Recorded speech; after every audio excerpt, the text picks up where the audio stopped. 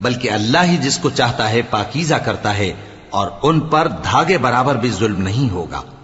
دیکھو یہ اللہ پر کیسا جھوٹ طوفان باندھتے ہیں، اور یہی کھلا گناہ کافی ہے۔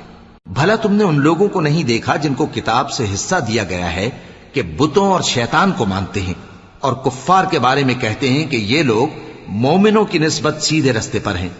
یہی لوگ ہیں جن پر اللہ نے لعنت کی ہے، اور جس پر اللہ لعنت کرے تو تم اس کا کسی کو مددگار نہ پاؤ گے۔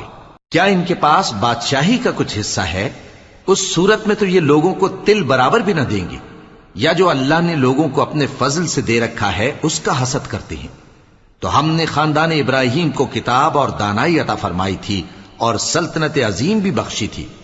پھر لوگوں میں سے کسی نے تو اس کتاب کو مانا اور کوئی اس سے رکا رہا، تو ان نہ ماننے والوں کے لیے دوزخ کی جلتی ہوئی آگ کافی ہے۔ جن لوگوں نے ہماری آیت